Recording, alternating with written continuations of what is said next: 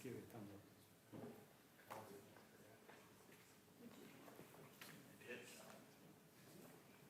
I traded my thumb drive.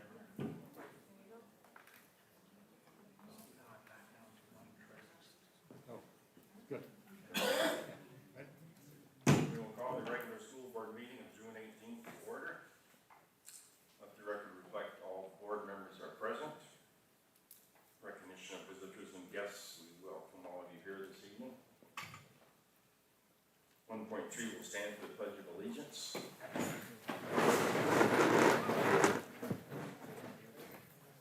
It's on the wall over here. I pledge allegiance to the flag of the United States of America and to the republic for which it stands, one nation, under God, indivisible, with liberty and justice for all.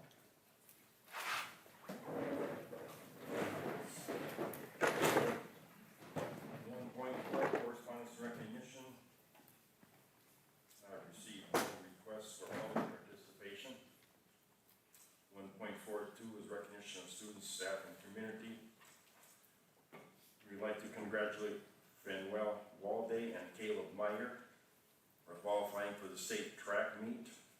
Manuel ran the 1600 for 21st place and the 32nd, 3200 for 18th place, and Caleb received 5th place in the high jump. I'd like to congratulate the track state participants.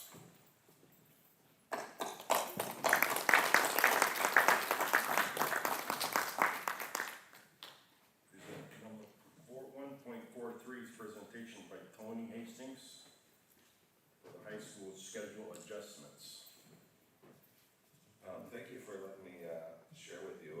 I think this is first of many times in which administrators will share with you information.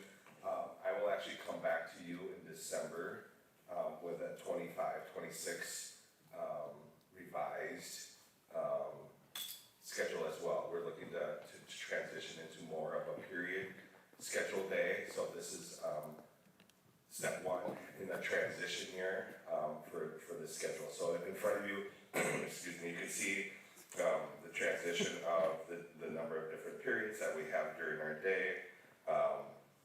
We're hoping to allow to have more periods to have classes that are either semester long or year long, and instead of a quarter or a semester long. So having some more of those core academic classes, focusing in on ninth grade, and to be successful in that, also focusing in on some advanced EL courses, so we can allow those students to have more opportunities within their schedule. So a change that's taking place for the next school year. Like I said, next December when I present again, I will present to you even a more period day for the 25-26 calendar. Any questions or feedback? I know we talked about this in instructional earlier, but I just wanted to update you that we are in a transition, and we will be, like I said, transitioning to even more of a period schedule the following school year. Tony, how long do you think that transition is going to take? Is it going to be a couple of years, or we're starting with this hybrid model? It's going to be updated for the next school year for the 25-26. That will also be. I think that this will be our transition, and I want to have a lot more periods. I'd like to still be able to have a model in which we could still have some courses where we could have a longer period of time. Sometimes like a welding course or a science course that has a lab might need some extra time, but I am looking at transitioning more to a period day. And then that would be probably further conversation with the instructional committee and the board to discuss how that affects credits, requirements for graduation as well too. So that's coming up. Another thing that's coming up is the personal finance course that will be required for us. So that's something that we will incorporate, not this coming school year, but the following school year. And there's a couple other new state standards that we will be incorporating into classes that already exist, and just make sure that they're part of that curriculum. But there are a few changes that are coming down, but those are in years to come as well too. Any other questions in regards regards to that. I'm sure this was discussed in the instructional committee, but I'm on the operational committee. When it comes to like timing, I know there's never a perfect time to make a transition, but given that we're only a couple of months away from the start of the school year, how is this going to impact students who were already planning on taking certain classes in the fall, teachers who were already designing curriculum, and counselors who are having to juggle all of Yeah, this? and this has been a process we started a while ago where we introduced this hybrid as well. So there's been input that's been given. And when we created the master schedule where all the courses fall into it, we focused in on trying to have some ninth grade to have students be more successful.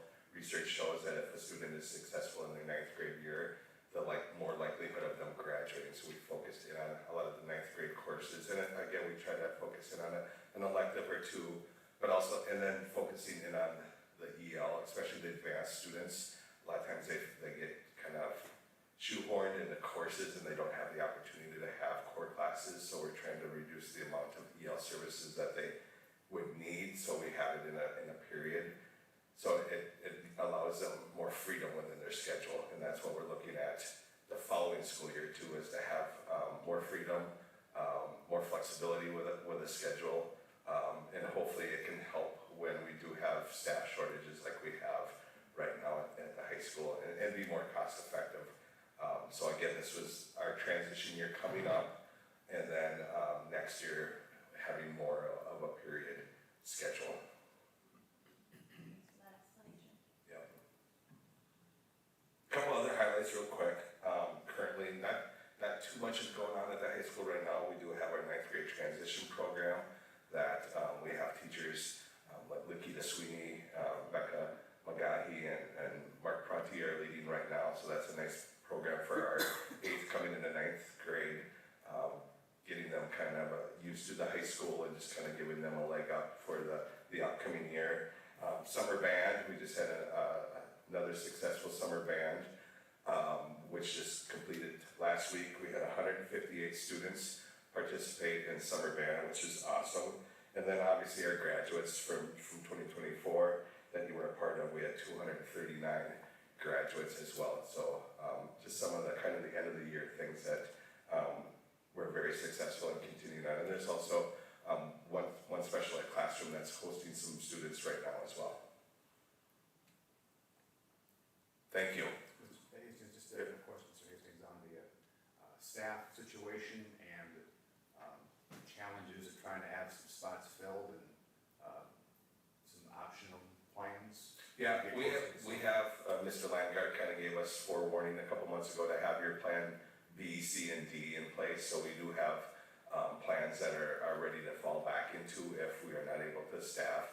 Currently, we're looking for obviously a math teacher, some science, some language arts, and special ed. So knowing that it is becoming more and more difficult to fill these positions, but we do have backup plans. We do have we have solid staff right now. A lot of courses are full. We just would have to again sit down with myself, counselors, other staff to reconfigure our master schedule and then put those students in other courses. So yeah, that's something that we would continue to work on, and something that hopefully we can hire some more staff before the start of the school year. But we do have backup plans in place if that does not occur.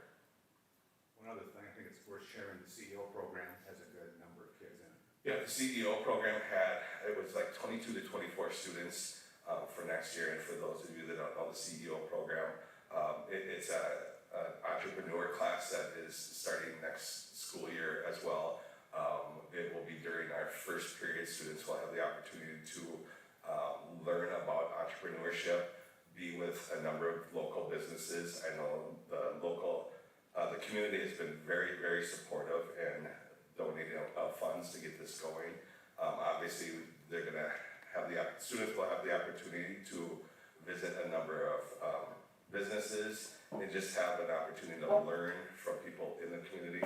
Obviously, our hope is to have our students be interested in coming back and learning more after they complete their post-secondary or whatever their next option is. But yes, it will be something that we've are excited about having for the next school year. And again, when we get closer to the showcase, I will definitely invite the school board to see what our students completed throughout the school year. And then too, we did have an instructional about having a student representative on the school board here, and you're gonna. look Yes, into that yep, as well. I threw it out to the student body in the early spring, just didn't have anyone that was interested, so again, right away in the fall, I will ask to see if I can find a junior and senior representative to be a part of the student representation of the school board. I believe it was very successful. Obviously, COVID hit, and a lot of those things kind of went away, so, but I've been able to watch our students be able to have voice when it comes to the school board, and then you have that communication, that link directly to that student that's in the mix of what's going on. So to have that representation is something that I want to obviously have again, and we'll search for students that would be good representation of our high school on the board. Okay, any further questions for Tony? Hearing none, thank you. Thank you. 2.0 approval of agenda. 2.1 and 2.2, we have a 2.2 main agenda, we want to remove 5.5.2. And on 7.0 other business, we want to add superintendent search discussion. That goes under other business. I move approval of both the consent and main agenda with those changes. Second? Motion by Lori, second by Matt to approve consent and main agendas as presented. Any discussion? All those in favor signify by saying aye. Aye. All those opposed, same sign. Motion carries. 3.0 approval of minutes. I move approval of the minutes 3.1 and 3.2. A motion by Adam, Second. second by Tom to approve the minutes. Any discussion? All those in favor signify by saying aye. Aye. All those opposed, same sign. The motion carries. 4.0 consent agenda. We need to approve the items on the consent agenda. I make a motion to approve the item on the consent agenda. Motion by Steve, Second. second by Adam. Any discussion? All those in favor signify by saying aye. Aye. All those opposed, same sign. Motion carries. 5.0 main agenda, monthly financial review. 5.1, Dave. You have the revenue and expenditures report through the end of May, so we're almost to the end of our fiscal year. You can see the percentages right now show that we're quite a bit ahead on revenues compared to expenditures, but we do have all of the additional summer teacher payrolls that will show up on this during June, so it will bring it much closer back to where the budget was projected. Otherwise, things are going smoothly and there's nothing unusual. Okay, any questions for Dave? Okay, hearing none, we'll go into 5.2. Approve and resolution establishing a combined polling place. And this is for the election. Yeah, so the combined polling place is if you would hold a special election that's not on another election date, such as the referendum vote is on a primary election date. If you held one in February when there's not, we would utilize a combined polling place, and so there's an annual resolution that must be approved. So recommend approval of that.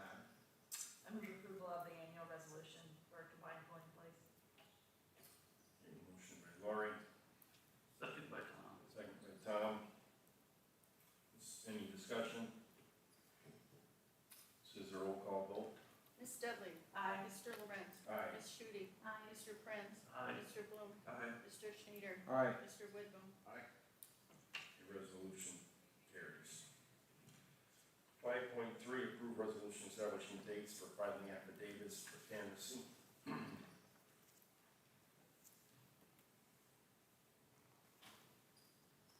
This is another annual election year.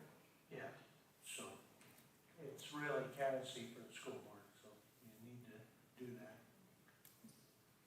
I move approval of the resolution.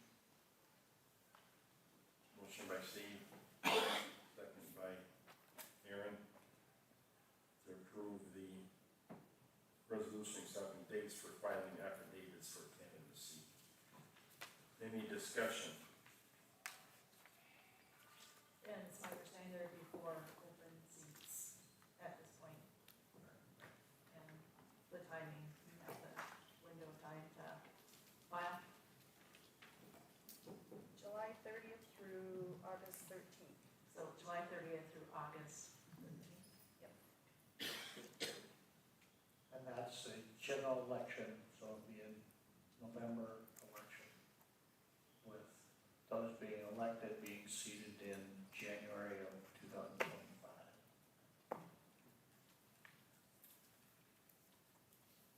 Okay, we have a motion. In the second, okay. Any further discussion? All those in favor, those that say Roll call. roll call vote. Ms. Dudley. Aye. Mr. Lorenz. Aye. Ms. Shooty. Aye. Mr. Prince. Aye. Mr. Bloom. Aye. Mr. Schneider. Aye. Mr. Whitcomb. Resolution carries. 5.4, approve resolution relating to election of school board members and calling the school general election. Another required election resolution for school board members, so recommendation is to approve it and get it move forward. I move approval of the election for school board members and call it for the general election. Motion by Lori, Second. second by Steve. Any further discussion? Hearing none, roll call vote. Ms. Dudley. Aye. Mr. Lorenz. Aye. Ms. Shooty. Aye. Mr. Prince. Aye. Mr. Bloom. Aye. Mr. Schneider. Aye. Mr. Whitcomb. Resolution carries. 5.5, approve contract agreements. Discussion, or my recommendation is to approve all these with one motion. It's up to the board. I'll start by making a motion to approve all items under 5.5. I'll second that motion.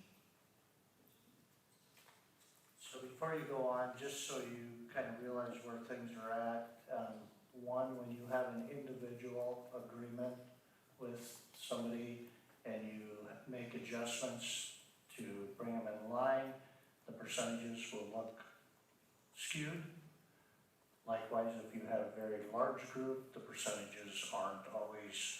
So there's some of that, and there was some realignment of positions, so that's why you're gonna see some of the percentages higher than what might be the average.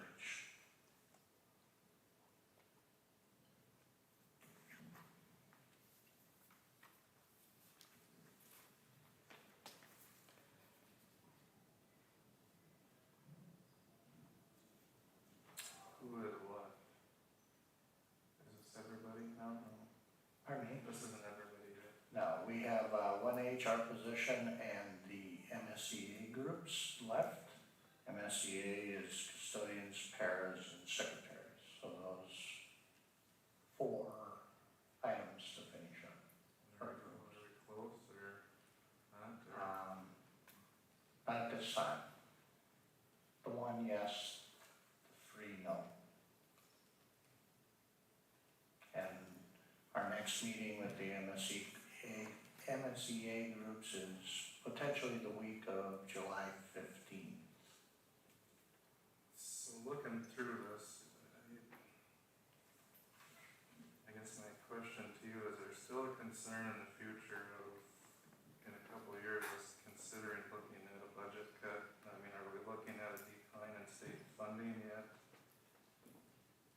I mean, a little bit of that worries me with some of these on here. So, if you remember, the legislature did pass an inflationary factor, so there is that's gonna occur,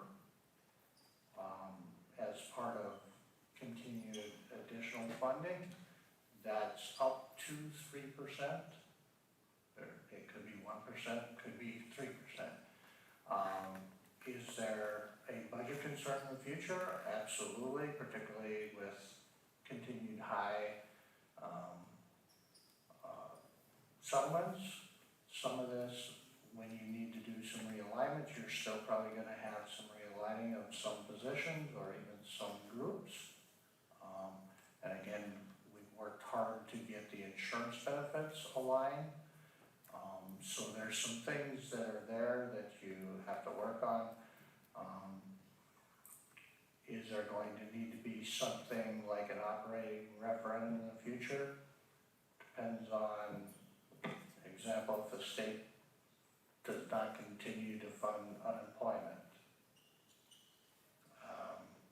What the costs might be around the new legislation that start up in 26 with, all the employees are seeing or paying to build up a fund, but it's the parental leave piece. What the crystal ball looks like, none of us can figure that out. Where if you're looking past 1 year, you're taking a shot in the dark to make sure your best guess. Well, you know, some of these high settlements, I'm not saying they're not deserving or trying to be that person, but if that's the route that we're going now, how in the future are we as a board going to stand ground on some of these in the future if we're heading in the direction of double-digit increases now? Long-term double-digit increases, in my view, are not sustainable. I'll just say that. We worked hard to keep our salaries very competitive and be at the top upper level. Not necessarily the top in all areas, but the upper level. So that's been something that's gone on as a board. You've worked hard to keep very competitive salary schedule and benefits. But at this point, to give double digits, in my view, I would say you can't do that in the future. I think you're still all right where you're at and trying to work through some of these groups. But 15+% or even potentially 10+ in the future aren't affordable in my view.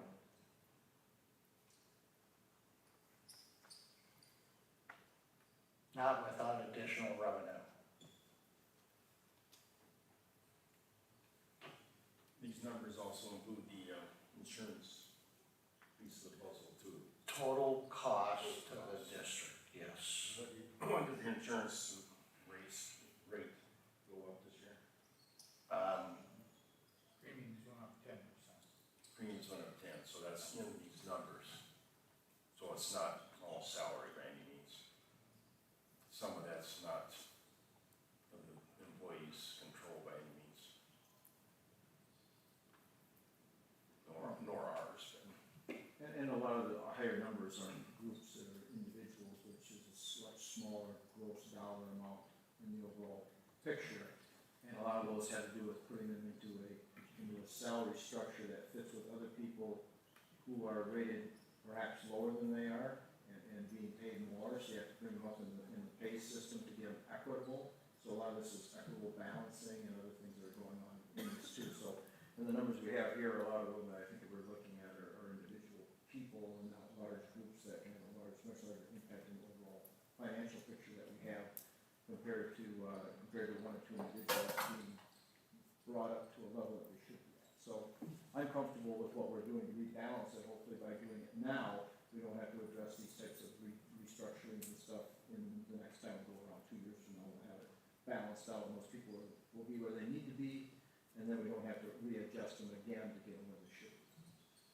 So we do it once now, we're in better shape for the future, to be more balanced than what we do 2 years from now, or 2 years from now.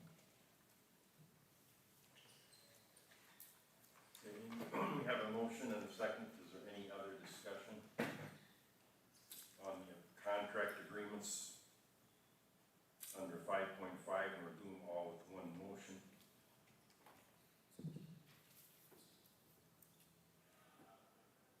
Any further discussion?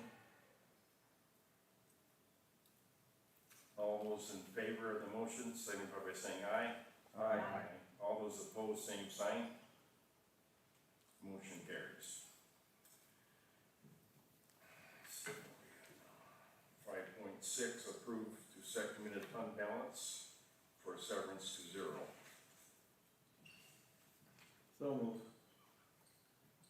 Motion by Steve, Second, second by Matt.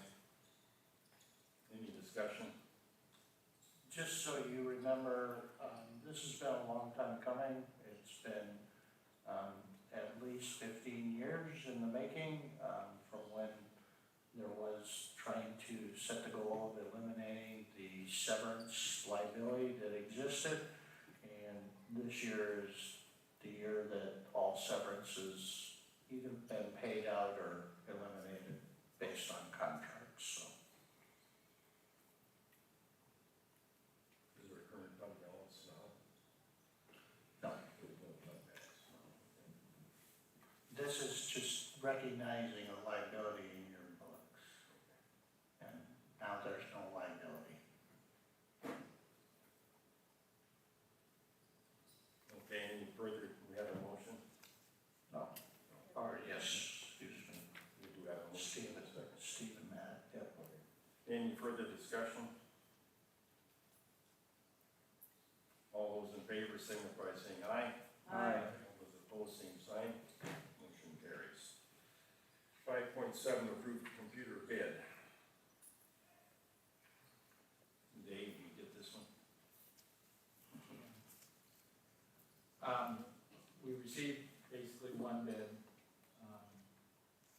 and because we pretty much specified the Dell computers, that we're using throughout the district, Dell will basically give preferential treatment to a single contractor or vendor, and then that's usually our best bid. So the recommendation, I believe, is with IT Outlet. The amount's $232,575. And those are basically all replacement laptops, mostly for the staff. That's a normal budgeted item. Budgeted through capital. It's the capital outlay, it's in the budget. Any, okay, do we have a motion? I move approval of the computer bid. Motion by Lori. Second by Tom. Any discussion? Hearing none, all those in favor signify by saying aye. Aye. All those opposed, same sign. Motion carries. 5.8, approve roofing bid.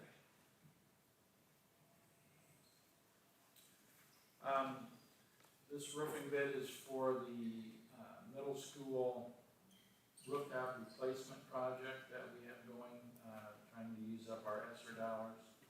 The 6 classrooms that were added in 2000 on the south end of the building, those roofs are now 24 years old. The rooftop units are giving us troubles, so these bids came in really good. I believe the original estimate was around 150. And the recommended bid is for Neiman Roofing for $113,000.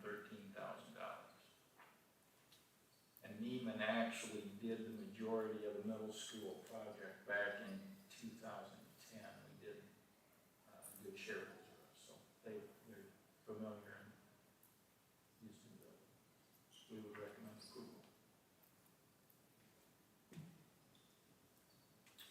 Okay, need a motion? So moved. Motion by Adam, Second. second by Aaron to approve the bid in the amount of $113,000. Roofing bid for the middle school. Any further discussion? All those in favor, signify by saying aye. Aye. All those opposed, same sign. Motion carries. 5.9, approve HVAC bid. These bids are basically for the installation, removal and installation of the units. We purchased the units through the state bid to save us a little money in sales tax. These bids also came in very good. The low bid, which we're recommending, is from GAG Sheet Metal, and it's for $47,800. This is at which school? This is also at the middle school. Yeah. The portion of the middle school are the two additions on the south end that were put on in 2000. 2000.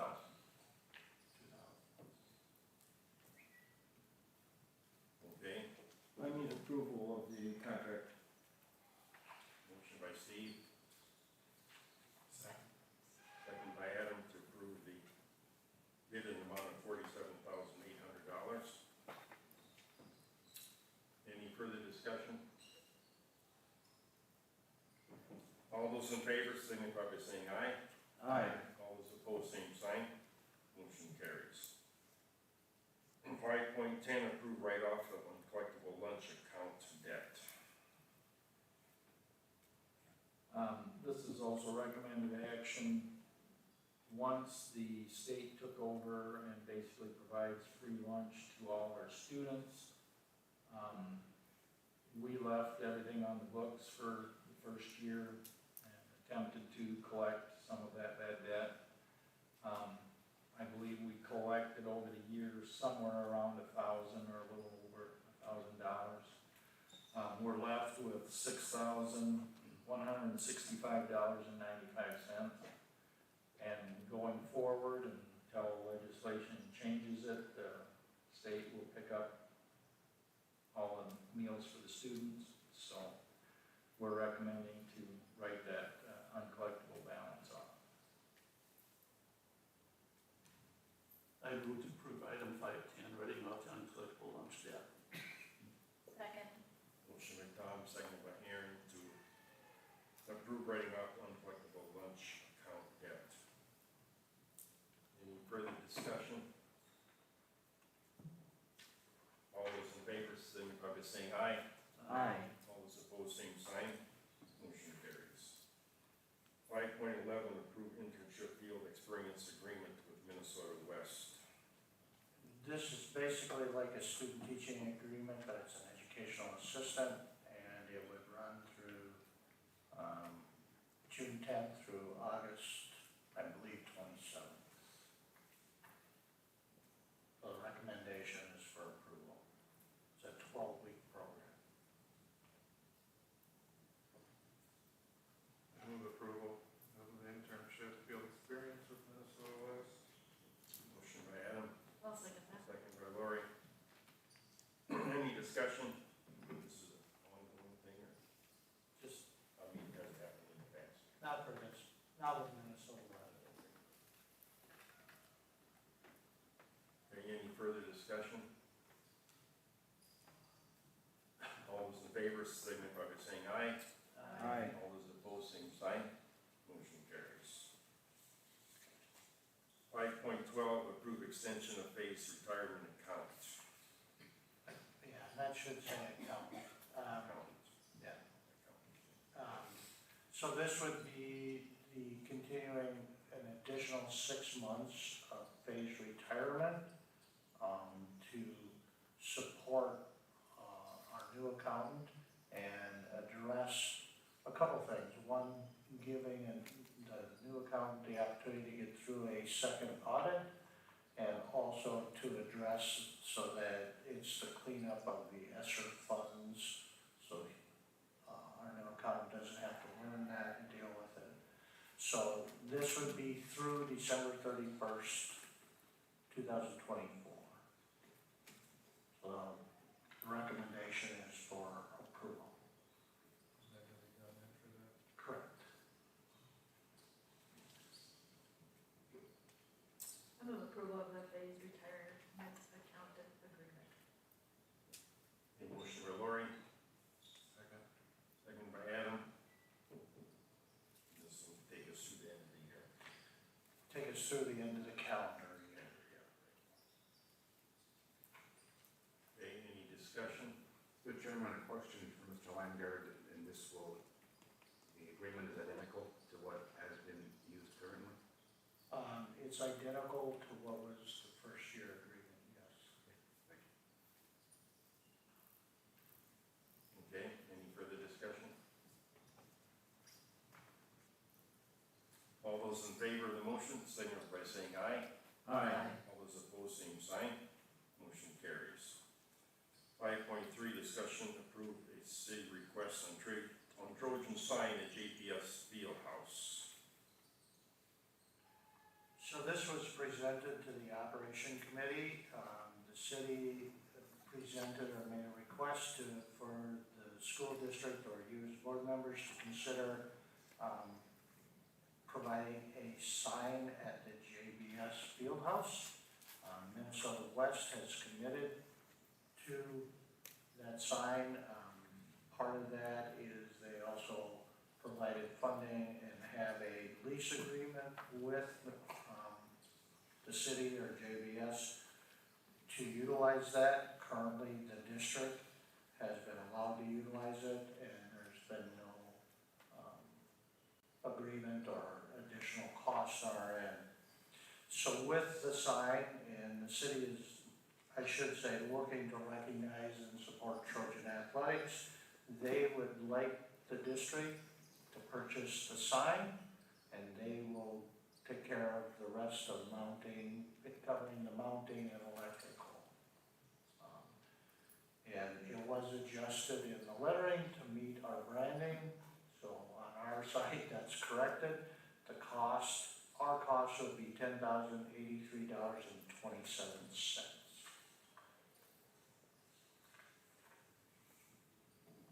I move approval of purchasing a sign for installation on the field house for the city of Whittington. Second, Matt? Motion by Steve, second by Matt to approve the request to purchase a sign. Cost of $10,083. So we own the sign with that payment. Technically, we own the sign. We'll be in charge of maintenance. Yeah, predominantly. Okay. But there's no ongoing cost to have it up there. It's there. Shouldn't be too much maintenance, but Hopefully not. there's always something. But no, that sounds like a good relationship with the city to help us with this. Any further discussion? I just add, Mr. Chairman, that field house has been an amazing asset for our spring sporting kids especially, to be able to utilize that. And a lot better kind of field off the turf than off the gym floor. So I think it's a great facility that we're able to utilize and look forward to partnering with the city for the years ahead. Okay. Any further dis- It does rain, Mr. Chairman, in the spring, you notice. It's been good to golf indoors. Very well. Any further discussion? All those in favor signify by saying aye. Aye. All those opposed, same sign. Motion carries. 5.14, discussion approve of emission hybrid model, prices and activity fees of students. So this was presented to the instructional committee, and I'll try and cover it. There's quite a few things in this. It's looking to move to a hybrid model for ticketing. So it would present the opportunity for people to use a credit card or debit card, or purchase a ticket to our events early. Does not eliminate at this time the cash option, which has been, happening across a number of school districts, including the Big South, where you have to purchase early or purchase it online. We're looking to do a hybrid. We're one of the last, I'll call third or half, that are looking at this. With that, then also in the ticketing price, the conversation, and Mr. Dale was recommending that due to the cost of utilizing the credit card or debit card option, there is a fee. To increase the fee to attend to $7 for adults and $5 for students, and the district would absorb that cost in relationship to utilizing a debit card or credit card, which is positive at that point. There's only a few districts that are not at 7 and 5. We're one of them. I believe Laverne's the other. Most others in the conference are at 7 and 5. Likewise, and then I'll continue on. It's also considering changing the activity fee to address and kind of eliminate some of the confusion that's been around it. So the recommendation is to have middle school fees at $20, or $20. They were at 20 and 10 before. Ninth grade fees at $40. They were at 60 and 10 before. And fine arts were $30. They were at 30 and 50. And when I gave you the two numbers, that was full fee or free and reduced type. So the recommendation is $20 middle school, $40 for high school, and $30 for fine arts. And then to move forward with utilizing the hybrid approach to ticketing and raising the fees to $7 for adults and $5 for students. And just a reminder, our students, if they show their ID, get in free. And the cap, by the way, on the fees would be $200 per family.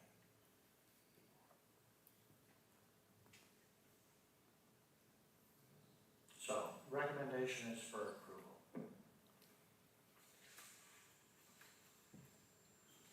Went to operations. It was at the instruction. Yeah, I move approval of the new hybrid model and aligning it. Okay. Fully. Motion by Lori, Second. second by Aaron to approve the recommended action.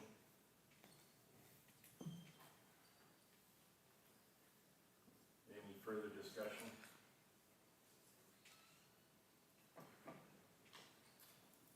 Hearing none, all those in favor signify by saying aye. All those opposed, same sign. Motion carries. 5.15, approve first reading of policies 506, student discipline, 507, corporal punishment, and prone restraint. So, want to run through this, policy 506, there are changes, you should have received that, the blue line copies, so you know what the changes are. Most of them are related to codes, and were part of, MSBA's recommendation, so on policy 506, we're following the model policy. On policy 507, on the corporal punishment and prone restraint, exactly the same thing.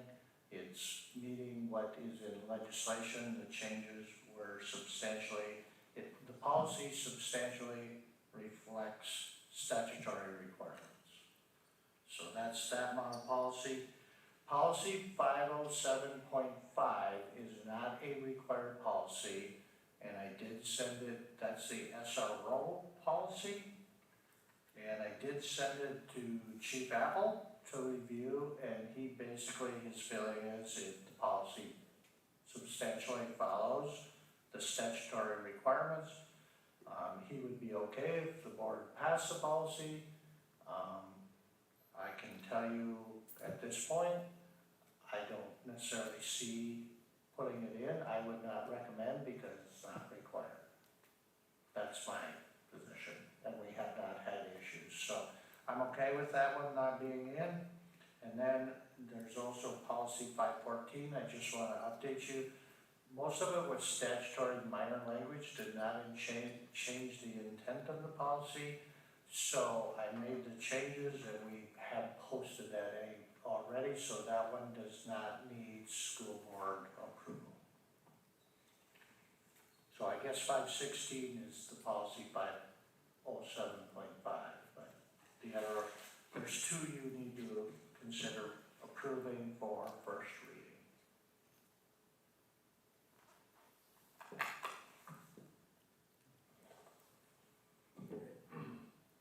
We need a motion on 506 and 507. Correct.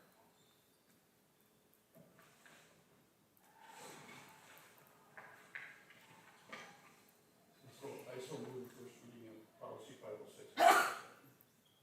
Motion by Tom, Second. second by Steve, to approve the first reading of policies 506 and 507. Any discussion? I received a copy of policy 506 and 507 in the board agenda packet, but it wasn't like blue lined. Was there another one sent after that? Or did I miss something? I thought the blue lines were sent out, but if not, we can get you that. Because we would be, the first reading tonight would be based on the blue lined version, right? Did any other board members get the blue lined version? No. I did not, I just saw what was in the packet. I thought those were sent out. So the copy we got was the final, the revised one. Which we can send out the blue line before you do the second reading. So the blue line version is just Shows the changes, shows the changes, but the one that was sent out is the is the like final. the final version with Correct. the blue line changes applied. Okay. Yep. Because I'm cognizant of the legislative changes last year to student discipline policy, and it is, very much in conformity with this policy here. I think one of the biggest changes in terms of legislative action is that you can't expel a kid in 3rd grade or younger. That was one of the biggest changes in legislative policy. And that says that in this student discipline policy that is in front of us today. But I think it calls into a question for discussion on like how are our schools actually dealing with these changes? There's a big difference in how you can treat a 3rd grader having disciplinary issues and a 4th grader. But both 3rd and 4th graders are in the intermediate school. So is there a school policy, school by school, grade by grade? How is that determined overall? And I think there might be value in having that more greatly delineated in this policy. What's in front of us today is a template. It's an MSBA template. And what we'd be adopting here is a template. It's not our own policy that is uniquely crafted to our buildings and schools' needs. For example, on page 10, there's a section in big bold and in parentheses that says like, note to school districts, like the following sections must be developed and inserted by each school district based upon individual district practices. So it's like a policy that includes instructions. It's a template that includes instructions for how to build policy. And I'd like to see us craft that policy given the uniqueness of our district.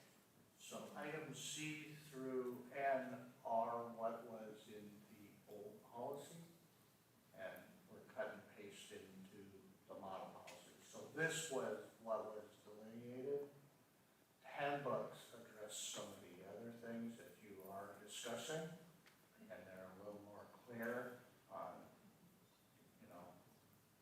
don't, the law says we don't expel anybody younger than third grade, so that's already just common knowledge, we don't always put it in the book.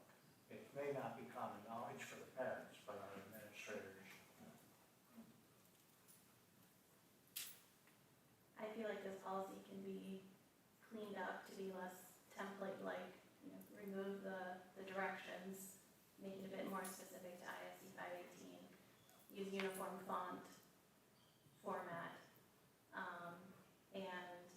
and I think that there's value in, when we do deal, unfortunately, with expulsions, moving forward, I would like to see the explanation for why a student is being dismissed or expelled, cite this policy here.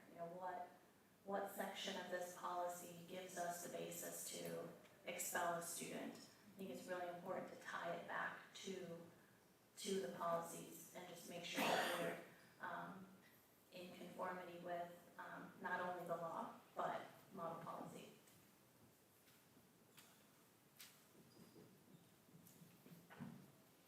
Okay, so this is the first reading. So I don't know what you want to do for the second reading, but we'll have to approve the first one now, correct? And you want some additional information or clarification I think for the second reading? it's mostly formatting. I don't have any major substantive critiques, other than, encouraging administration to have a discussion on whether or not we would want to make this policy more specific to our district in terms of whether there's going to be different approaches taken at different levels of students in the district. But I feel like that can be a separate discussion outside of the first reading of this policy. We'll just take it back to the administrative team for review and discussion and potential addition of more specifics. I'll give it back to the principals. Thank you. Okay, And then with the suggestion, and it always happens, if the handbook then is updated every year as well to, You will see those in you'll see July. it in the handbook, the changes as well. okay, any further discussion on policies 506 and 507? Hearing none, all those in favor, signify by saying aye. Aye. All those opposed, same sign. Motion carries. 5.16 is discussion of policy 507.5. So again, I did send this policy to Chief Apple for review. His response was it does follow statutory language. He did not see a problem with it. I don't see a problem with the policy if you want to implement it, but it is not a required policy. And when it comes to not required policies, I'm not necessarily in favor of putting them in place. So my recommendation would not, just not address it and not put it in place. But we had a conversation at the instructional committee, so that's your decision whether you want this policy or not.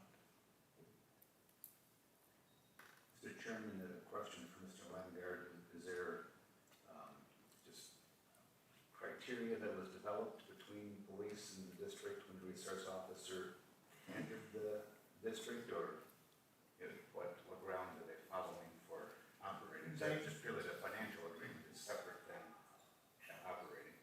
I mean, basically, you're right, there's the financial side of it and then the expectation of what the officers do. And we have a conversation every year of the officers' roles, responsibilities, and what they do. And is that a written policy? That is not It's just a verbal discussion? a verbal conversation.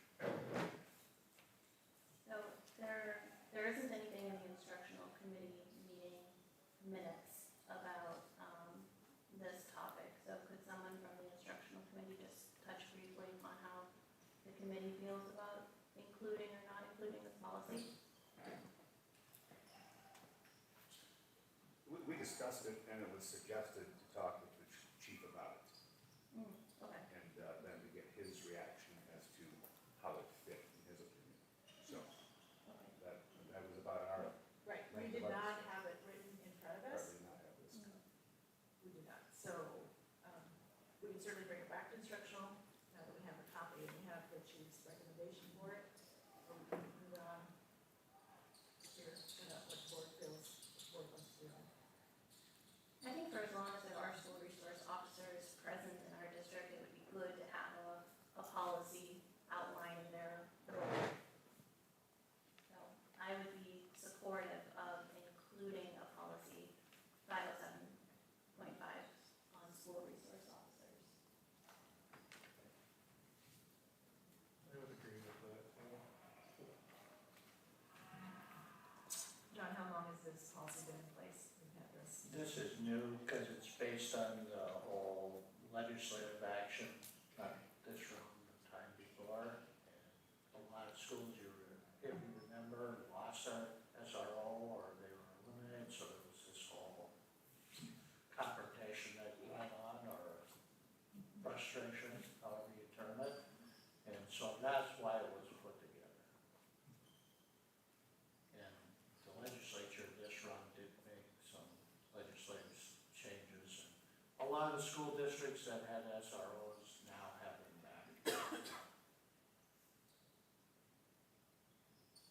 I appreciate the policy, but I think it's more important that there's a little bit more written expectations for those individuals, and beyond just a verbal expectation between chief and superintendent. But and it could potentially be part of the bigger understanding of what we're doing. I feel if there was a policy, if there ever was an incident, it'd be more easier to settle it if there's a policy that should have been followed or not followed. So you want to send it back to instructional or what? That probably be best this time. Yeah, that'd be my recommendation, let's send it back to the instructional and get it in front of us and look through it again in depth. This is a session item. Recommendation for next meeting, probably. Does this also require 2 hearings, Mr. Lambert? This would because it's a brand new policy, yes. So the next reading would be the first reading if you adopt the policy, if you come with the policy. That would be the first readings. Okay, we'll send it back to instructional. Any other items on the meeting agenda? See any? We'll go on to reports. Just wanted to kind of highlight a couple things. One, you did get the communication, look ahead for the referendum, so that should be there. I sent it out because when I run copies, that week schedule is pretty hard to read. So you can take a look at that. Also, we did finally get everything taken care of for the cooperative agreement for gymnastics with Adrian and here in Lake Okabena. Want to just at least highlight, we'll be providing some, at the next operations committee, some long-term projection, looking at that kind of quick moment financial stuff. And the last one, I just want to highlight, Mr. Murphy brought this in to me. It's from the 1960s. I gotta think about this, 62. It was school property when the school owned the new 9 on the golf course, all the way, the college. Maybe I should look at the date, 74 is when this, on this publication, all the way down to the lake, basically. So, Minnesota West was school owned, there was 160 acres at one point in time the school owned, there. And, part of the agreement with Minnesota West, there was actually a lease agreement established for over $900,000. And back in that time, that's a pretty big number. Anyway, It's interesting reading, it's interesting looking over that, but to have owned 160 acres that went basically from Oxford, where the middle school is, all the way down, and Lakeshore Front was very forward-looking for the school board way back then, and it was a big investment.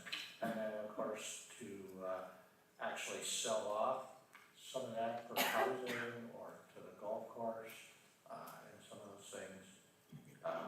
Lot prices were different when they sold them. Now, when you talk lot prices, you're probably talking anywhere from $30,000 to $80,000, where lot prices back then were anywhere from $1,400 to $3,000. So, just to kind of give you a little idea of what's there, but it's kind of a documentation of that time and that era of when things were done. This was put together in the 70s, but the overall property and selling of property occurred in the early 60s. So, I'll have it in my office if anybody wants. You can't take it out of my office, I'm not giving it up, but you can sure come in and take a look. That's it. Instructional committee, I'm gonna ask a question or two of Mr. Lineberg first, Mr. Chairman. On the community garden, the master gardeners, did we find a place for them to garden? Yes, it's basically west of the storage facility up there, between the storage facility and the pond. That's what was designated. Any update on the, city collaborative arena project? I have no new information, don't know where they're at. I know they're moving forward, there's planning, but I have not gotten an update. Thank you. any other questions for John? Okay, we'll go into instructional committee. Everything's been covered. Okay, thank you. Operations, I think everything has been covered. okay, thank you. Any other reports? 7.0 other business, we wanted to have a little discussion about the superintendent search in the future and how we're going to proceed, so it just brought to my attention, we want some open discussion about it, so nothing has to be finalized tonight, but just kind of how we're gonna proceed, kind of the timetable to talk about. So it's open for discussion.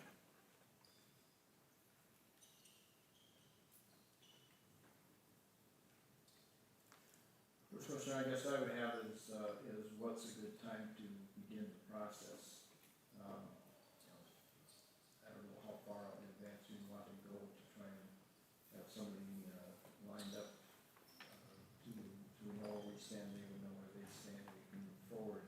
I think the summer might be a little bit early to do that and stuff, but I don't think we want to wait till spring next year either. No matter which way we go with it and stuff. I don't know how long the process might take to go through either. I know that superintendents are a little more difficult to find, the numbers of people out there that might be looking or qualified for that might not be as great as what there was in the past. So, maybe, I don't think we necessarily want to go in the summertime, I think we probably want to get it going fairly early, maybe before Christmas or something, to know where we stand on that. Is it totally led by the board, or do you make a smaller committee? How do we engage teachers and community people? I think that's the important part of the process. There hasn't been one for 20 years, so we might want to call board more, we did it last time. I feel like we need to have a work session with the board to decide if we're gonna use MSBA and use them and hire them to help us with the superintendent search, or just what that's gonna look like, or a smaller committee of us, or the chair of the board's gonna move it forward, or just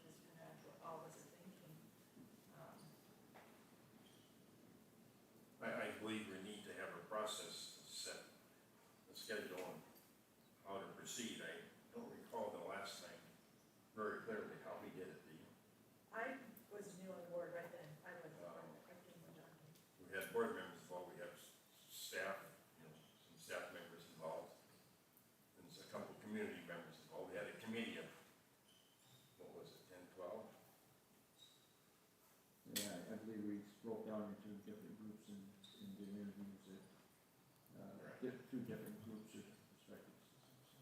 It's been 20 years, so. Well, MSBA, if we were to use them, might have an idea too, what they might recommend a good process to do. They've done enough of these around the state where that might be good. I think maybe, like I said, maybe a work session this summer, maybe July or August or something might be a good time to get together and do a work session, have some discussions about potential candidates and time frame. A timetable for this, to have one picked out, is what appropriate would be, what month?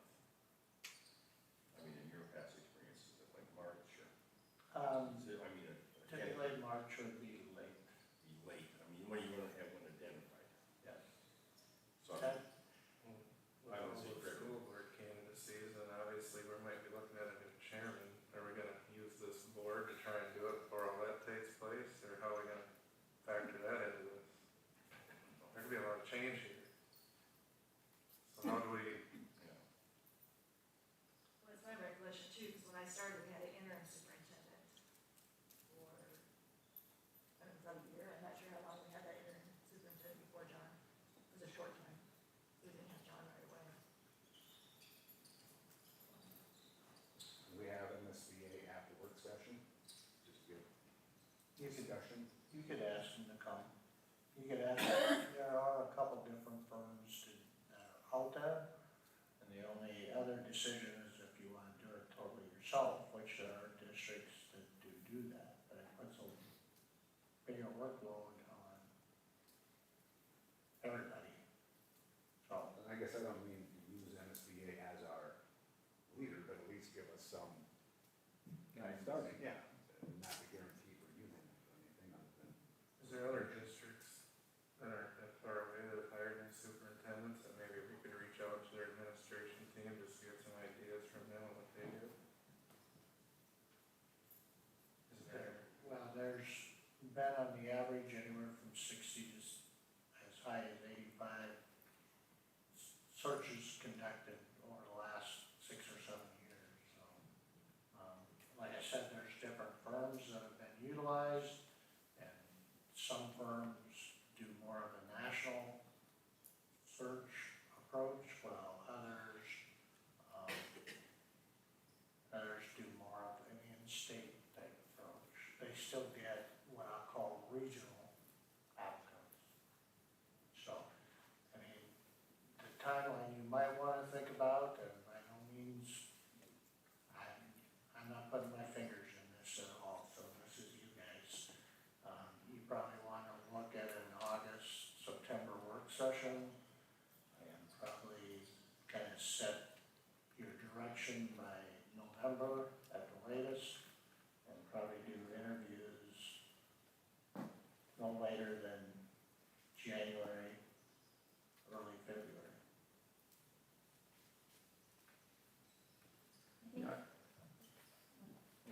I think that this board should get the process set up, and ready to go. I think Adam's got good points up, the decision-making part of it would be then handled by, after the first of the year, that would be by the board, and what we get everything put together, for that to happen. So if you have new board members coming in, we really don't wanna, depending on who's on board, we don't wanna stick them with coming in and being new and trying to get this all worked out in that time period. That's why I think it's important for us to get everything lined up and set up, and then that's just a matter of starting and finishing the process with the new board and go that route. I think the sooner the better. I'm glad we're having this conversation today. I think that one of the first big decisions that we make as a board is, do we want outside support in helping us navigate this process? And if we can come to consensus on that, then some people, some of us or others, can explore what options are out there. There's MSBA, there are a few other firms, looking into the cost for doing a regional search versus a national search, and then, coming together to kind of discuss those options, I think might be, a route we could go. We've got a busy August board, and there's a lot going on leading up to November as well. And so I think in my mind, there's no reason to wait on exploring options for outside support. I think a district our size, it's common to utilize experts in how to navigate this, and so I would highly encourage the board to explore what kind of resources could be available to us as we move through this process. Okay, any further discussion? This is just a discussion item. I think the biggest thing is when we wanna do a work session, so we can start thinking about some of this, July. we'll do it in July. I agree. You want to start the process in July for work session? So you wanna do it before the monthly board meeting then, when you start? Say throw out some dates and see what works in the early.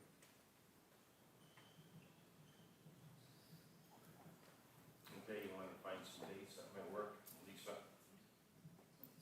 For a work session?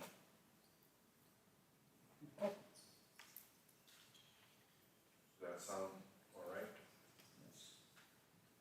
Get the process started, okay? Any other discussion on that? Okay, any other future business? Okay, hearing none, we'll close the regular board meeting and have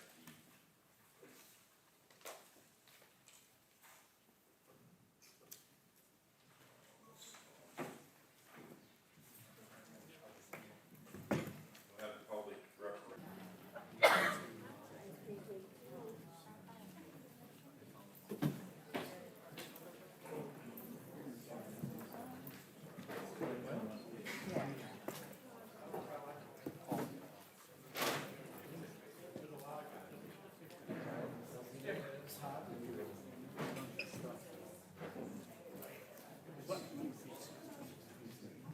Shut off the heat. Well, Mike is here, he can tell you what he wants to shut off.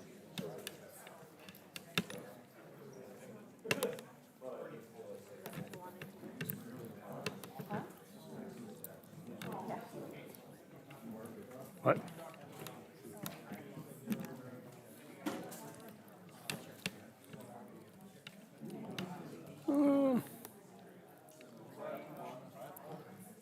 I'm not for sure.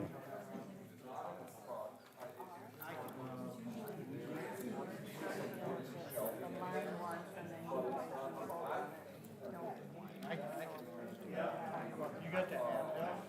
Yeah.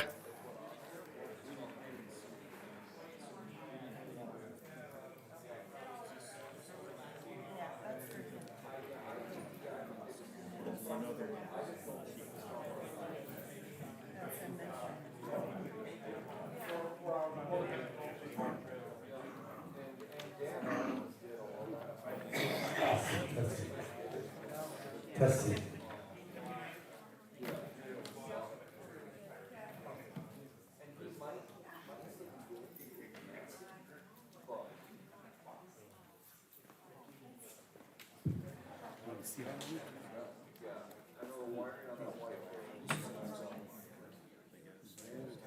I can see that there.